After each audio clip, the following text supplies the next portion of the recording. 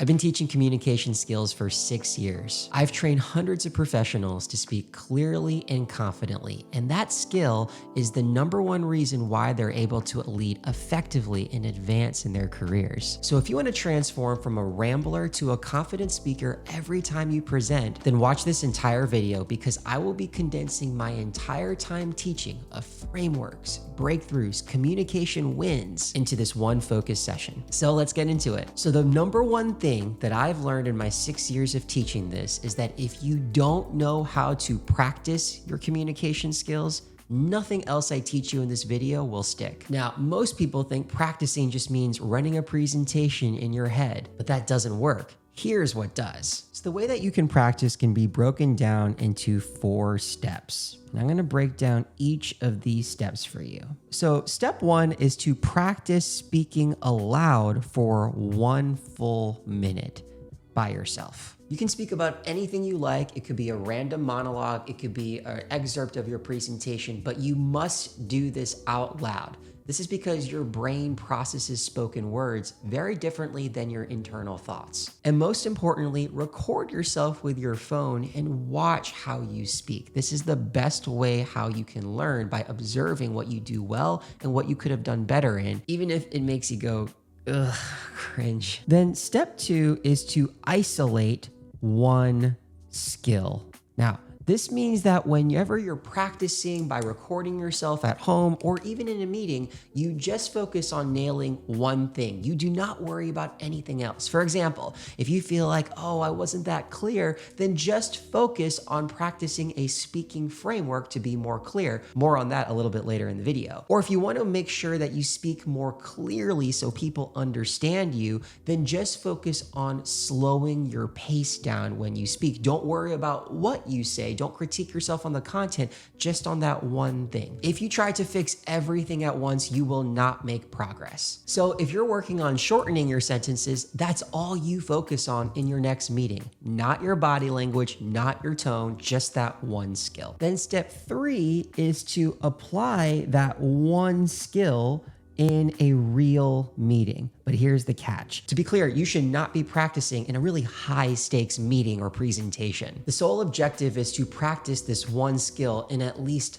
5 different low stakes meetings. And I would do this 1 meeting per day. Then step 4 is to reflect on how you applied that one skill in all of your meetings. And then just repeat the loop all the way back to step 1 on a new skill. So tip 2 is all about stopping rambling using the PES framework. You see, the #1 problem that I hear from my students is that they're like, Preston, oh, I ramble whenever I'm put on the spot. What do? I get so nervous. And here's why that happens. It's because you don't have structure. You have all this knowledge, you just don't know how to organize it in real time when the pressure is high. So that's where the PES framework comes in. So PES stands for point, explanation, and segue. Now, your point is a 1-sentence summary that encapsulates your main answer to the question. Now, pro tip, before you say anything, pause for at least 2 seconds. As you're thinking, look up instead of down, because looking up shows that you're being thoughtful with your words, but looking down shows that you're a little bit shy, timid. Then explanation is a few sentences. It can be a reason, an example, or both that supports your main point. You can use signposts like the reason why, or you could say, for example. For example, the biggest challenge we're facing is getting alignment across multiple teams. And the reason why this happens is because we're operating in silos. For instance, we spent 2 weeks working on our project without even realizing that our legal team had already done most of it. And by using these phrases, it indicates to yourself where you are in the framework so that you're not getting lost with your words. And then S stands for segue. So segues are typically transition statements to what comes next. Or they could even be open-ended questions, so they invite the other person to elaborate or answer you. They could even be next steps. So what should we do moving forward? Here's what I propose. They also could be broader takeaways. So this could be an even bigger point than what your main point originally was. For example, so my main question for this group is, how do we create better visibility before our next sprint? Now, if you practice this framework using the loop I just showed you, you should not be rambling nearly as much. Now, tip 3 is to shorten your sentences. Specifically, stop using these filler conjunctions. Here's something I wish I knew earlier in my career, which is run-on sentences kill clarity. And the fastest way to create run-ons are these filler conjunctions, these connecting words. So let me give you an example. Let's say you started off by saying, hey, my name is Preston and I am the head of business development, but one of the core issues that we've seen as a department is that we're not able to drive more revenue because we are really understaffed. So what I would propose is that we actually hire more people, right? You've already lost me.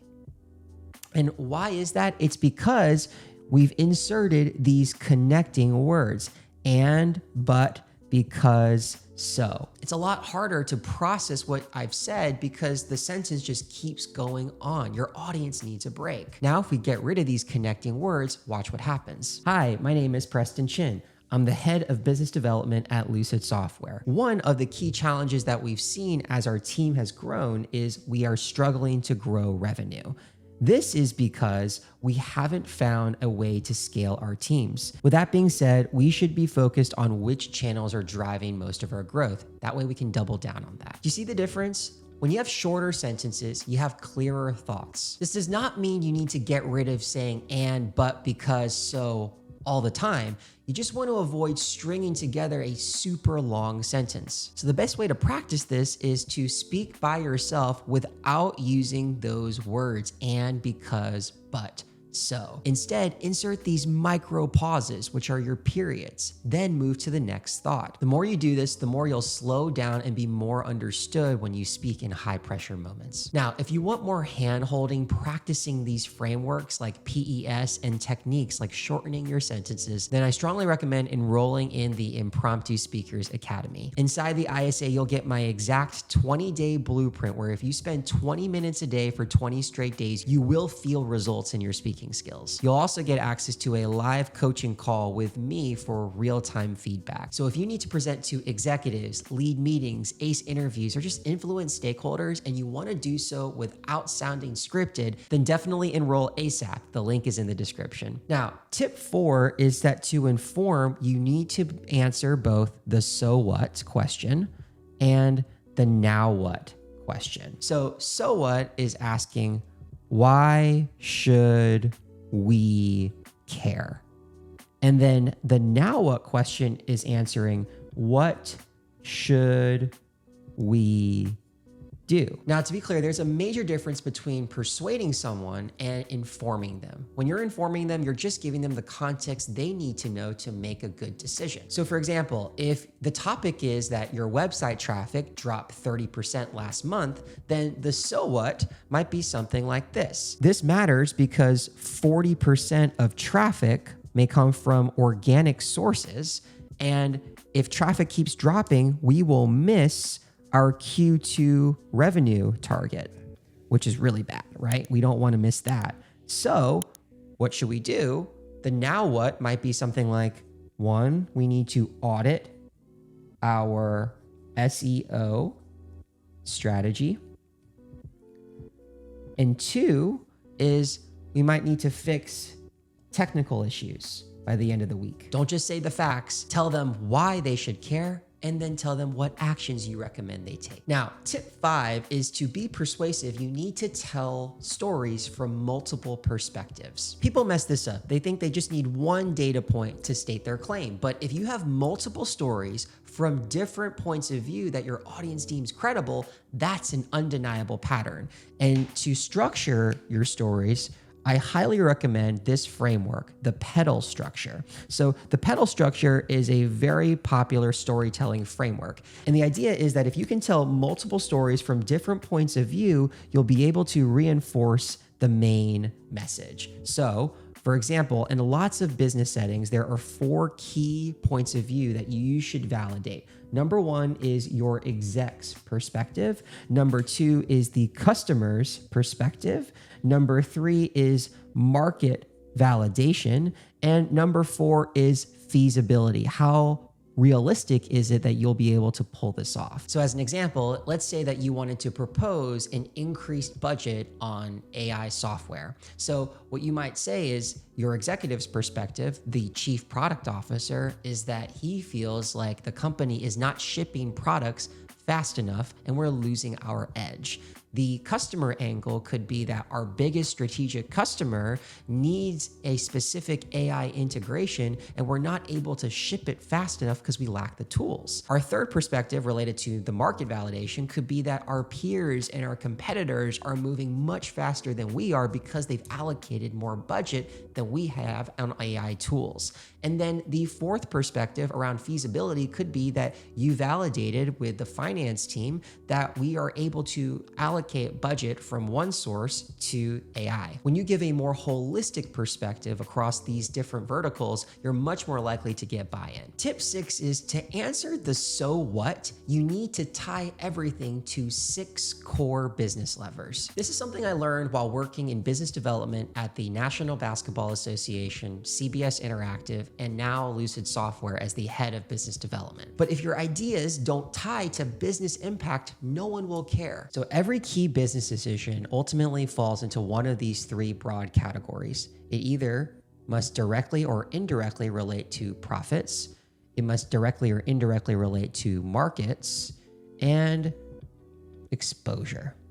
So within each of these 3 categories, you would either be trying to increase revenue, right? Or you might decrease costs. For markets, you would increase your market share, or you would try to decrease your time to market. In other words, how quickly can you get products or services out in market? And then you would want to increase your exposure. So that could be brand awareness, right? From a marketing perspective. It could even be customer retention. So how much exposure do you get to your customers to make sure that they're happy? It could be driving down risk exposure. So whenever you're giving your reasons, make sure that it can indirectly or directly tie to one of these 6 categories. For example, we should invest in this CRM because it'll decrease time spent on manual data entry by 20 hours per week. That's 20 hours our team can spend closing deals. So if you can't tie your main point to one of these 6 levers indirectly or directly, you haven't answered the so what sufficiently. And if you want to go deeper on communicating on the spot, make sure to watch this video right here.